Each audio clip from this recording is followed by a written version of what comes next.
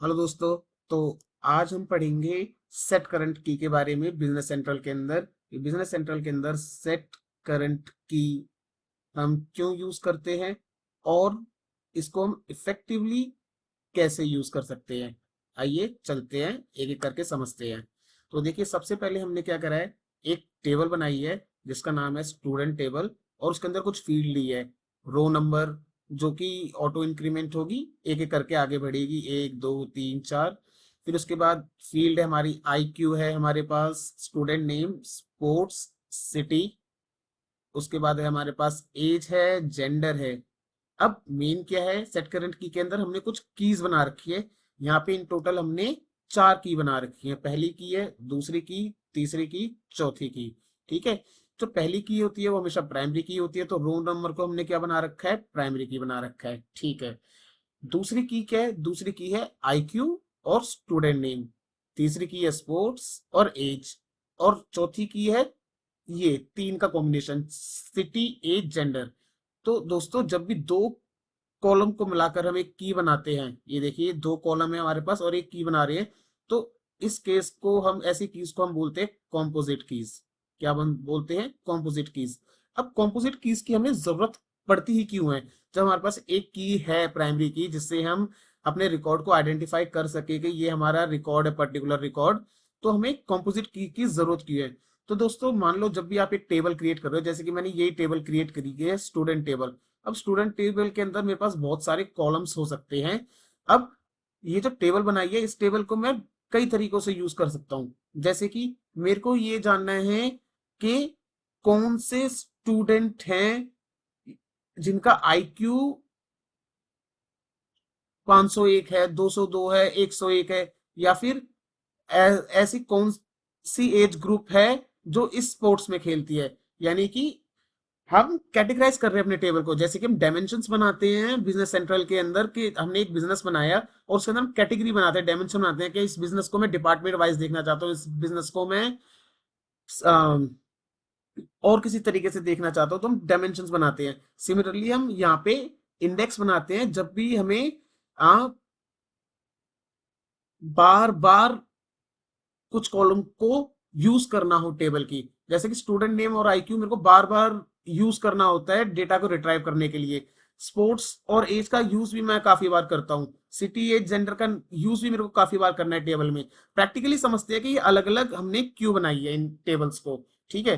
तो आइए पहले इसके मेन पेज पे चलते हैं। तो ये देख लिया, हमने एक पेज बनाया है जिसकी बैकएंड टेबल है हमारी, सिमिलरली जो स्टूडेंट टेबल है, ये देखिए स्टूडेंट टेबल है। अब यहाँ पे हमारे पास रो नंबर है और ये हमने एंट्री करी हुई है। ये है उन बच्चों का IQ, बच्चों का नाम, वो बच्चे क्या खेलते हैं, कौन सा स्पोर्ट्स खेलते हैं, किस शहर में रहते हैं, उनकी एज क्या है, और उनका जेंडर क्या है। ठीक है दोस्तों। तो यहाँ पर हमने देखिए 3 की बना रखी है, 1 2 3। ये जो 3 कॉम्पोजिट की है, ये की बनी है 2 फील्ड से, ये की बनी है 2 फील्ड से, ये की बनी है 3 फील्ड से। ठीक है, ओके। अब ये जो की है, इन्हीं को हम इंडेक्स भी बोलते हैं। अब इंडेक्स क्या होते हैं और कैसे इनका यूज किया जाता है बिजनेस सेंट्रल के अंदर, कैसे सेट करंट की के अंदर इंडेक्स का यूज होता है, वो सब समझते हैं। तो ये देखो, इंडेक्स 1, इंडेक्स 2, इंडेक्स 3। अब हम अपने आते हैं मेन पेज पे। इस मेन पेज पे मैंने क्या करा है, एक एक्शन बनाया, ओपन इंडेक्स 1। ठीक है। इस ओपन इंडेक्स 1 के अंदर मैंने एक पेज को रन कर रखा है, जो कि है 50115। ये रहा पेज। ये पेज जो है सिमिलर क्या है, टेबल दोनों की सेम है। बस मैंने यहाँ क्या करा है, सोर्स टेबल व्यू के अंदर मैंने सॉर्ट करा है डेटा को। क्या करा है, मैंने डेटा को सॉर्ट करा है। सॉर्ट किस बेसिस पे करा है, जो मेरी की है, कौन सी की, मेरी की। ये देखिए टेबल के अंदर हमने 3 कॉम्पोजिट की है हमारे पास। तो एक की एरी, दूसरी की एरी, तीसरी की एरी। तो मैंने ये वाली कॉम्पोजिट की उठाई है, IQ और स्टूडेंट नेम के बिहाफ पे मैंने सॉर्ट करा है। ठीक है। टेबल वही है, पेज दूसरा है, और सॉर्टिंग का तरीका अलग है। सॉर्टिंग क्या है, IQ और स्टूडेंट नेम के बिहाफ पे है। तो ये रहा ओपन इंडेक्स 1, मैंने ओपन करा। ठीक है। तो ये देखिए, ये जो सामने से खुला है, ये क्या होता है, ये हमारा जो कंप्यूटर है हमारा बैकएंड के अंदर प्रोसेस करता है और एक इंडेक्स को मेंटेन करता है। इंडेक्स को मेंटेन करने के लिए मतलब क्या है, ये जो हमारी की बनी है, हमने हमने ये जो की बनाई है 1, हाँ, ये टेबल के अंदर जो हमारी ये की है, ठीक है, एक इंडेक्स की है, ये की को ही हम इंडेक्स बोलते हैं। और ये जो इंडेक्स है ये मेंटेन करता है बिजनेस सेंट्रल बैकएंड में। क्या करता है? मेंटेन करता है बिजनेस सेंट्रल बैकएंड में। और कैसे मेंटेन करता है? इस तरीके से कुछ इसने क्या करा, आप देखिए, आईक्यू के हिसाब से पहले सॉर्ट करा, पहले 100 100 1001 102 103 111 112 115 117। यानी पहले तो इसने आईक्यू के बिहाफ पर असेंडिंग ऑर्डर में लगा दिया, ठीक है। आईक्यू के बिहाफ पे असेंडिंग ऑर्डर लगाने के बाद अगर कुछ मल्टीपल रोज आती है सेम आईक्यू पे, जैसे कि ये, उसके बाद ये क्या कर रहा है, स्टूडेंट नेम को फिर लगा रहा है, यानी कि पी पहले आता है, वी बाद में आता है।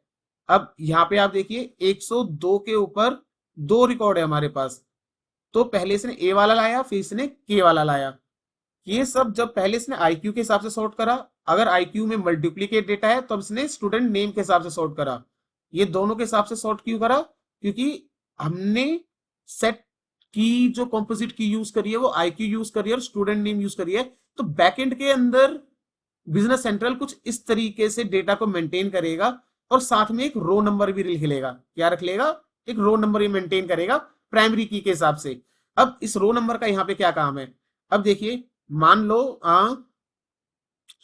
मेरा काम क्या है, मुझे ऐसा स्टूडेंट को फाइंड करना है जिसका नाम नवीन हो और आईक्यू 111 हो, जिसका नाम नवीन हो और आईक्यू 111 हो। अब ये टेबल के अंदर 16 रिकॉर्ड है बस। अब मान लो इस 16 की जगह यहां पर 1600 रिकॉर्ड होते या 16,000 रिकॉर्ड होते, ठीक है, तब कैसे, मतलब ये की हमारी कैसे यूज में आती जब हमारे पास बहुत सारा डेटा होता। अब 16,000 रिकॉर्ड है हमारे पास मान लो, ठीक है। अब क्वेश्चन क्या है मेरा? क्वेश्चन ये है, मेरे को आईक्यू चाहिए 111 और नेम चाहिए नवीन, ठीक है। अब क्योंकि मैंने पहले से ही की बना रखी है जिसके अंदर आईक्यू और नेम पहले से ही है, तो उस केस के लिए आईक्यू और नेम के हिसाब से जो हमने की बना रखी है 2, हमारा बिजनेस सेंट्रल एक इंडेक्स मेंटेन करेगा जिसके अंदर वो आईक्यू और नेम को असेंडिंग ऑर्डर में लगाएगा और उसके साथ साथ ये जो हमारे पास रो नंबर दिख रहे हैं इसको भी मेंटेन करेगा कि ये जो आईक्यू और नेम के कॉम्बिनेशन में कौन सी रो है हमारी मेन टेबल में। तो अब देखो, जैसे मैंने ओपन इंडेक्स करा, ओपन इंडेक्स करा, अब मेरे क्यूरी क्या थी? मेरी क्यूरी ये थी कि मेरे को चाहिए भाई 111 तो आईक्यू चाहिए और नेम चाहिए नवीन। अब इसने इंडेक्स मेंटेन कर रखा था, इंडेक्स मेंटेन कर रखा है, ठीक है। पहले आईक्यू के हिसाब से गया, भाग के गया भाई 111 पे, ये मिल गया इसे। फिर इसने नाम चेक करा, ये मिल गया इसे, नाम भी नवीन। फिर इसने क्या करा, इसके आगे गया, इसने देखा भाई कौन सी रिकॉर्ड आईडी है, 5 5 रिकॉर्ड आईडी है, तो इसने क्या करा, इस 5 पे गया सीधा और ये देखो इसको मिल गया, ये रहा 111 नवीन, फुटबॉल खेलता है, दिल्ली से है, 28 साल का है, मेल है। चलो ठीक है।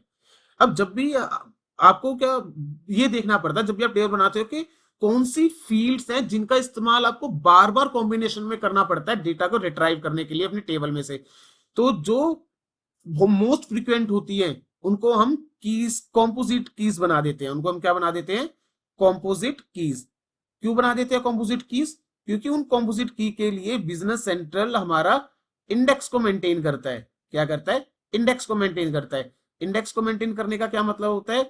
पहले तो उन फील्ड्स के हिसाब से वो असेंडिंग ऑर्डर में लगा देगा डेटा को, और असेंडिंग ऑर्डर में लगाने के बाद वो मैपिंग भी रखेगा। क्या रखेगा? मैपिंग भी रखेगा अपनी मेन टेबल से कि ये जो मेरे कॉम्बिनेशन बने हैं अलग अलग, मेन टेबल में इसकी एंट्री किस रिकॉर्ड पे है। फॉर एग्जाम्पल हमारे पास एक और की है, कौन सी की है हमारे पास? की है स्पोर्ट्स की और एज की, ठीक है। ये हमारी की है, मैंने इंडेक्स 3 बोल रहा हूं इसको। चलो ठीक है, आई क्यू स्टूडेंट नेम, ये आ गया स्पोर्ट्स और एज। एक और की है हमारे पास, अब यहां पे मैंने ले रखा है, ठीक है, ओपन इंडेक्स 2। ओके, ये देखिए, अब ये क्या, स्पोर्ट्स और एज के हिसाब से इसको असेंडिंग ऑर्डर में लगा, यानी कि पहले स्पोर्ट्स के हिसाब से असेंडिंग ऑर्डर में लगाएगा, जब अगर मल्टीपल रिकॉर्ड्स होंगे स्पोर्ट्स के अंदर तब एज के हिसाब से वो फिर से सॉर्ट करेगा। देखिए पहले बी आया, बी की 3 लाइन बनी, फिर सी की 5 लाइन बनी, फिर एफ की 4 लाइन, फिर इसकी 3 लाइन। जब इसकी 3 लाइन बनी बास्केटबॉल की, तब उसके बाद इसने क्या करा, एज के हिसाब से आगे फिल्टर लगाया। पहले एज छोटी, फिर उससे बड़ी, फिर उससे बड़ी। साथ साथ इन दोनों के साथ साथ ये एक और चीज मेंटेन कर रहा है, जो कि है मेन टेबल की प्राइमरी की, जो कि है मेन टेबल की प्राइमरी की। यानी कि बास्केटबॉल और एज ये कहां पर है मेन टेबल में, वो है रो नंबर 6 पे। तो बिजनेस सेंट्रल सीधा आएगा, देखेगा भाई बास्केटबॉल और 28 किस पे है, 6 नंबर पे है। ओके, सीधा जाएगा यहाँ और इसको ये वाला डेटा मिल जाएगा यहां पर। ठीक है, सपोज हमारी क्वेरी होती कि फाइंड करो आईक्यू,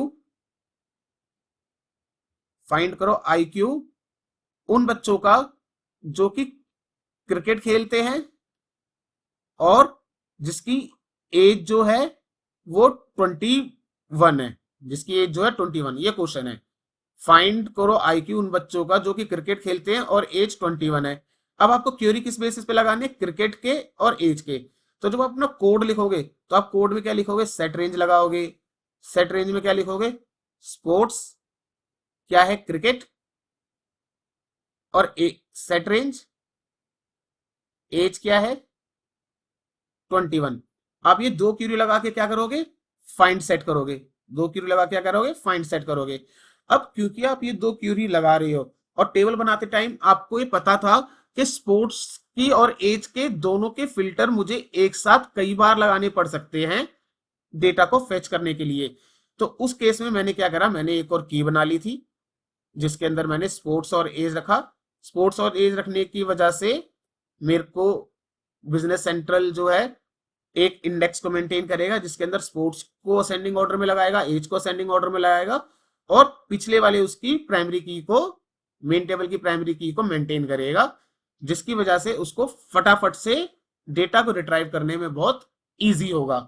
ठीक है, सिमिलरली मैंने एक और की बनाई है, आप देखिए यहाँ पे एज, जेंडर, सिटी, जेंडर और एज। सिटी, जेंडर और एज, ये रहा ओपन इंडेक्स 3। ये देखिए पहले सिटी के नाम से असेंडिंग ऑर्डर में लगाया। अब ये क्या होता है, ये बिजनेस सेंट्रल बैक एंड में ऐसा करेगा, ठीक है, मेंटेन करके रखता है इंडेक्स को। फिर एज के हिसाब से असेंडिंग ऑर्डर में लगाया, एंड देन फिर जेंडर के हिसाब से असेंडिंग ऑर्डर में इसने लगाया। साथ में इन्होंने इसको रखा अपने पास मैपिंग के लिए रो नंबर को। तो क्यों यूज होता है सेट करंट की, सेट करंट की बेसिकली यूज होता है हमारे सॉर्टिंग के लिए। किस लिए यूज होता है, हमारी सॉर्टिंग के लिए। सॉर्टिंग के अंदर हम यहां पे देते हैं अपनी कीज। हमने यहाँ पे 3 तरीके की की बना रखी है। पहली की में हमने आईक्यू और स्टूडेंट नेम को लिख रखा है, दूसरे में स्पोर्ट्स और एज ले रखा है, तीसरे में ये ले रखा है। अब इसको हम कोड में कैसे यूज करेंगे, अगर हम इसको यूज करना चाहिए चाहें, सपोज पहली क्यूरी है मेरे पास कि मेरे को वो बच्चे दे दो, चलो पहली क्यूरी है हमारे पास कि हमें एज चाहिए, क्या चाहिए, find age of student having IQ 111 and name Naveen from table student table, from table student table। ये मेरा काम है। अब मेरे को क्या करना, फाइंड करना है एज किसकी, स्टूडेंट्स की। क्या कंडीशन है, आईडी ये है और नाम नवीन है। कहां से, स्टूडेंट टेबल से। तो सबसे पहले मैं कहा गया, मैं स्टूडेंट टेबल में गया, ये रहा भाई स्टूडेंट टेबल पे ही हम, ठीक है। अब मैंने ये चेक करा कि जो मेरे को दो फिल्टर लगाने हैं, देखो आईडी का और नेम का, क्या मेरे पास पहले से ही प्रेजेंट है किसी की में? हाँ, पहले से ही है, आईडी और नेम। तो हम क्या करते हैं, सबसे पहले हम लिखेंगे रेक डॉट सेट करंट की, उसके अंदर देंगे हम आई क्यू, आई क्यू है मेरा 111, और स्टू I Q 111, sorry, I Q देंगे, और आई क्यू के साथ साथ हम देंगे यहाँ पे student name, student name. Set current की मैंने लगा दी। सेट करंट की लगाने की वजह से क्या हुआ, मेरा डेटा सॉर्ट हो जाएगा आईक्यू और स्टूडेंट नेम के बेसिस पे।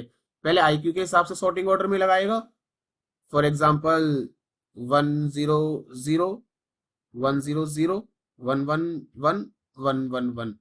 अगर डुप्लीकेट रिकॉर्ड है हमारे आईक्यू के अंदर, देन वो देखेगा स्टूडेंट का नेम, और स्टूडेंट का नेम फिर वो असेंडिंग ऑर्डर में लगाएगा, जैसे कि ए से स्टार्ट होने वाले फिर बी से स्टार्ट होने वाले, इसके अंदर मान लो फिर से ए से स्टार्ट होने वाले बी से स्टार्ट होने वाले। तो सेट डॉट सेट करंट की मेरे डेटा को कुछ इस तरीके से सॉर्ट कर देगा। अब क्योंकि हमने ये की पहले से ही बना रखी है, तो इसी तरीके का कुछ डेटा मेरा बिजनेस सेंट्रल भी मेंटेन करके रखता है, बट साथ साथ में जो हमारी प्राइमरी की होगी इस मेन टेबल की, उसको मेंटेन करके रखेगा ताकि डेटा को फेच करने में इजी हो। फिर हम क्या करेंगे, रेक डॉट सेट रेंज,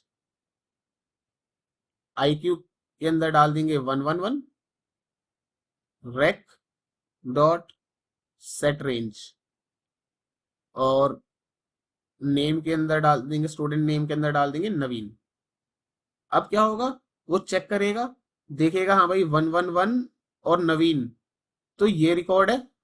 इस रिकॉर्ड के साथ में इंडेक्स जो, वो देखेगा कि मेन टेबल में प्राइमरी, मेन टेबल में मैपिंग किस रिकॉर्ड पे है, और वो हमें रिजल्ट दे देगा फटाफट। ठीक है, फॉर एग्जाम्पल हम यहां गए, हमने यहां पे लगाया फिल्टर, आईक्यू का फिल्टर लगाया पहले हमने,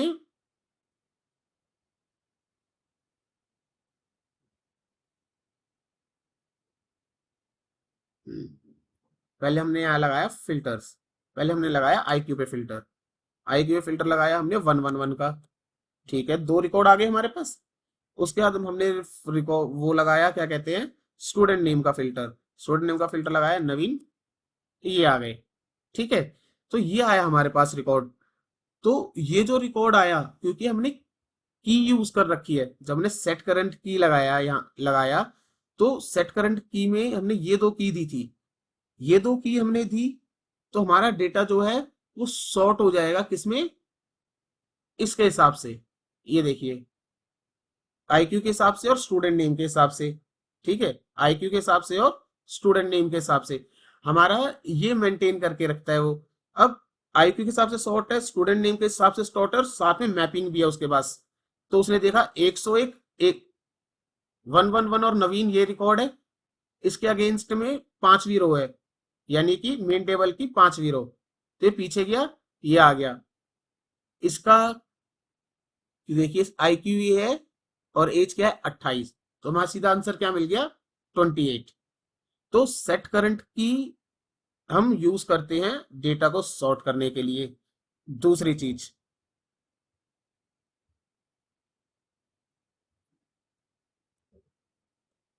हम्म अब मान लो हमारे पास एक की से ज्यादा कीज है, जैसे कि पहली भी है, की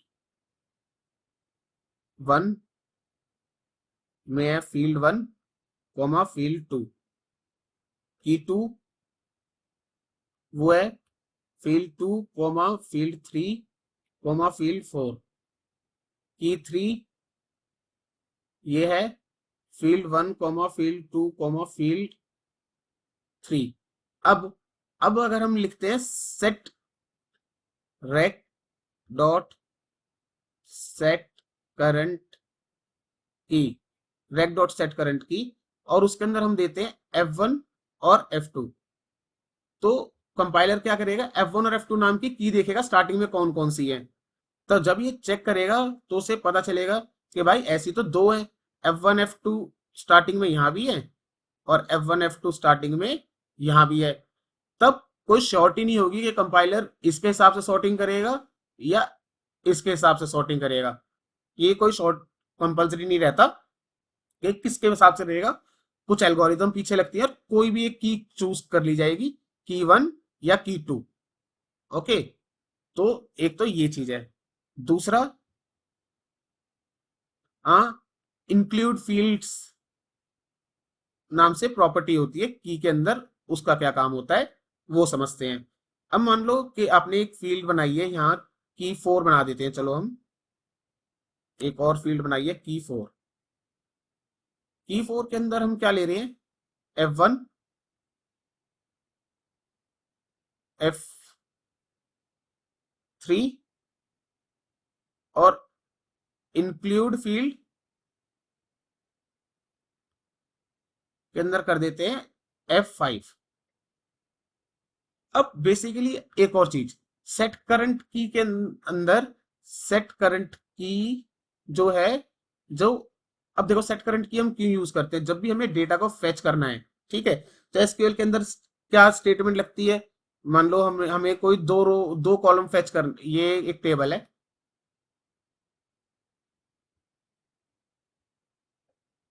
टेबल के कॉलम क्या है, A B C D E, ये कॉलम है, ठीक है। अब मेरे को ये दो कॉलम फेच करने हैं एसक्यूएल के अंदर, तो कैसे लिखेंगे, select A, B from table, इस टेबल का नाम है जेब्रा, फ्रॉम टेबल जेब्रा। तो इससे क्या होगा, ए और बी कॉलम का डेटा आ जाएगा सारी रोज का।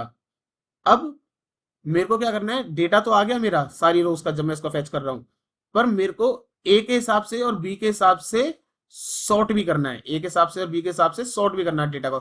यानी पहले ए के हिसाब से सॉर्ट हो जाए, फिर बी के हिसाब से सॉर्ट हो जाए। यानी कि मेरे को इसके आगे क्या लगाना है, order by A comma A ascending comma B ascending, यानी ए को और बी को दोनों का असेंडिंग में मेरे को करना है। तो इसी के लिए मैं क्या यूज करूंगा, सेट करंट की लगाऊंगा, सेट करंट की A, B। तो ये जो ए और बी है, ये ए और बी ऑर्डर बाय में मेरे यूज हो जाएंगे असेंडिंग के अंदर, पहली बात, ठीक है। दूसरा, ये जो इनफील्ड की हम बात कर रहे हैं, ये इनफील्ड कैसे काम आएगा। अब मान लो ये लिखा है मैंने F1, F3, ठीक है, और ये किसका पार्ट है, की 4 का पार्ट है। तो अगर ये जो हमने F5 नहीं लिखा होता तो क्या होता, हम लिखते select F1, F3, F5 from table zebra, zebra table से ऑर्डर बाय F1, F3। जब हम ये चीज करते तो सबसे पहले तो वो F1 और F3 के बेसिस पे डेटा को सॉर्ट करता। स्टेप 1 क्या होता, कि डेटा को वो सॉर्ट करता अकॉर्डिंग टू की। स्टेप 1 का मतलब है एसक्यूएल क्वेरी चलेगी, पहली पहली क्वेरी चली, डेटा को हमने सॉर्ट करा, जब डेटा सॉर्ट हो गया उसके बाद फिर हमने F5 को फेच करा। Now get value of F5। तो इस केस में हमारी दो क्यूरी चलेंगी, पहली क्यूरी की वजह से डेटा सॉर्ट होगा, दूसरी क्यूरी की वजह से F5 की वैल्यू आएगी। अगर हम इनफील्ड को यूज, इनफील्ड नहीं सॉरी, इन इंक्लूड नाम से प्रॉपर्टी है, इंक्लूड फील्ड, इंक्लूड फील्ड नाम से प्रॉपर्टी है। अगर हमने इंक्लूड फील्ड नाम की प्रॉपर्टी को यूज कर रखा है, तब ये जो दो क्यूरी है वो एक स्टेप में हो जाएगी, यानी कि डेटा जो है वो सॉर्ट भी हो जाएगा और इसकी वैल्यू भी फेच हो जाएगी इन अ सिंगल क्यूरी। तो जिसकी वजह से हमारी परफॉर्मेंस इंक्रीज हो जाती है, हमारा कोड ऑप्टिमाइज हो जाता है, ठीक है। तो अभी हमने क्या करा, हमने कुछ चीजें सीखी है सेट करंट की के बारे में। पहला, सेट करंट की हम क्यों यूज करते हैं, डेटा को सॉर्ट करने के लिए, डेटा को सॉर्ट करने के लिए, ठीक है। दूसरा, इंक्लूड फील्ड्स अगर हम यूज करेंगे तो हमारी परफॉर्मेंस बढ़ती है, कोड ऑप्टिमाइज हो जाता है। कैसे हो जाता है? अगर हम लिखेंगे कि फील्ड 1 कॉमा फील्ड 2 और इसके अंदर हम लिखते हैं इंक्लूड फील्ड F5, तो जब भी हम डेटा को रिट्राइव करेंगे ऐसी टेबल से जिसके अंदर ये फील्ड है, ठीक है, और यूज करेंगे सेट करंट की का, तो जब हम लिखेंगे सेट करंट की कोमा F1 कोमा F2, ठीक है, इसकी वजह से डेटा होगा सॉर्ट पहले F1 फील्ड के हिसाब से असेंडिंग में, फिर F2 के हिसाब से असेंडिंग में, ठीक है। तो और डेटा रिट्राइव होगा, डेटा रिट्राइव होगा तो हम ये यहाँ लिखेंगे सेलेक्ट जो कॉलम है, यानी ए कॉलम, ये F1 F2 ले लेते हैं, F1 कॉमा F2 को सेलेक्ट करो, कॉमा मेरे को F5 भी चाहिए, F5 को सेलेक्ट करो फ्रॉम टेबल, टेबल नेम जो भी टेबल का नाम है। अब सेट करंट की वजह से क्या होगा, ऑर्डर बाय लग जाएगा इस क्वेरी में, क्या लग जाएगा, ऑर्डर बाय, क्या F1 कॉमा F2 असेंडिंग में। अब अगर इंक्लूड फील्ड नहीं होगा तो दो क्यूरी चलेंगी। पहली क्यूरी की वजह से क्या होगा, पहली क्यूरी की वजह से डेटा सॉर्ट होगा according to F1 F2 and then calculate होगी वैल्यू F5 की। अगर हमने इंक्लूड फील्ड यूज कर रखा है तब एक ही एसक्यूएल क्वेरी चलेगी जिसके अंदर डेटा भी फैच हो जाएगा और F5 की वैल्यू भी इंक्लूड हो जाएगी, मतलब कि साथ साथ ही आ जाएगी, जिससे एक ही क्वेरी में दोनों काम हो जाएंगे। तीसरा, हमें नई फील्ड, एक नई कॉम्पोजिट की बनाने की जरूरत नहीं पड़ी है। अगर ये F5 को आप ऊपर रख देते तो आपकी नई कॉम्पोजिट की बन जाती, जिससे कंप्यूटर को यानी हमारे बिजनेस सेंट्रल को और इंडेक्स मेंटेन करने पड़ते, जिसकी वजह से और मेमोरी लगती, और शायद ये जो F5 वाली फील्ड है, यानी अगर कॉम्बिनेशन जो बन जाता F1 F2 F5 का, ये शायद हमें बार बार भी यूज नहीं करना था, सिंगल टाइम यूज करना था। पर अगर ये इंक्लूड, मतलब कि अगर ऐसी फील्ड है जिसको आप बार बार यूज नहीं कर रहे हो डेटा फेच करने के लिए और कभी एक आध बार चाहिए, तो आप उसको इंक्लूड फील्ड में ले सकते हो। बार बार अगर आप डेटा फेच कर रहे हो उन फील्ड के हिसाब से तो आप की में लीजिए, क्योंकि इंडेक्सिंग को मेंटेन करना काफी मुश्किल हो जाता है। कभी एक हजारों रिकॉर्ड है, मान लो हजारों के लाखों रिकॉर्ड है, उनमें से कोई भी एक डेटा डिलीट होता है तो सब बहुतों के इंडेक्स चेंज हो जाते हैं। आप मान लो कि ये डेटा है 1 लाख, एक बार डेटा मैंने डिलीट कर दिया और इसमें 10 लाख रिकॉर्ड थे, तो जैसे ये एंट्री डिलीट हुई तो नीचे के सारे नंबर अपडेट होंगे, क्योंकि एक नंबर डिलीट हो चुका है, सारे नंबर अपडेट होंगे। तो इंडेक्सिंग मेंटेन करना एक, मतलब काफी कॉस्टली काम होता है बिजनेस सेंट्रल के लिए, इसलिए हम ज्यादा कीज यूज नहीं करते, सिर्फ उतनी ही यूज करते हैं जिसके लिए में बार बार हम डेटा को फेच कर रहे हो, जिसकी वजह से कोड ऑप्टिमाइजेशन हो, हमें डेटा जल्दी मिले, इसलिए हम कीज को बनाते हैं। ओके, तो एक बार फिर रिवाइज कर लेते हैं कि सेट करंट की क्या है, ठीक है। ओके, तो सेट करंट की वजह से ऑर्डर बाय क्लॉज लगता है एसक्यूएल स्टेटमेंट में, जिसकी वजह से हमारा डेटा सॉर्ट हो जाता है, पहली बात। दूसरी बात, जो भी फर्स्ट अक्रेंस होगी की वो की सेलेक्ट करी जाएगी। तीसरी बात, अगर फ्लो फील्ड होंगी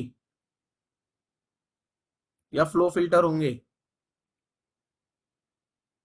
तो उनके ऊपर सेट करंट की काम नहीं करेगी। अगर फील्ड की डेटा टाइप, अगर फील्ड की डेटा टाइप ब्लॉब होगी तब भी हमारी सेट करंट की काम नहीं करेगी। तीसरा, अगर मल्टीपल कीज होती हैं, F1, F2, F1, F2, F3, और हमने लिखा है सेट करंट की,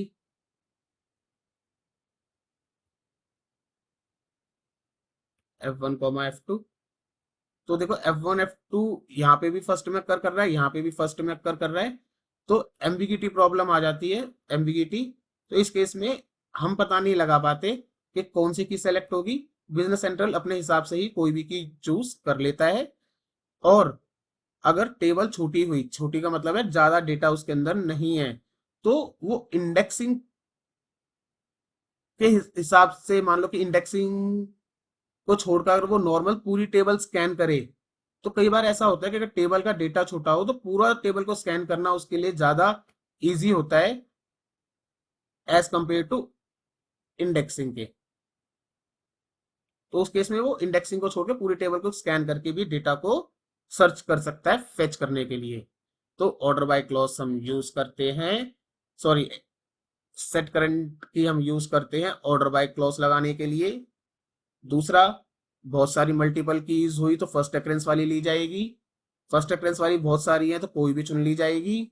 जो चुन ली गई है, जरूरी नहीं है कि इंडेक्सिंग के हिसाब से ही डेटा फेच हो। अगर टेबल स्मॉल हुई तो जो डेटा है वो पूरे रिकॉर्ड को स्कैन करके भी फाइंड किया जा सकता है। फ्लो फिल्टर हो, फ्लो फील्ड हो, सेट करंट की उसके केस में नहीं लगेगी, यानी इन फील्ड के हिसाब से हम डेटा को नहीं कर सकते हैं सॉर्ट। अगर डेटा टाइप ब्लॉब है तब भी काम नहीं बनेगा। तो ये था आज की वीडियो में सेट करंट की के लिए।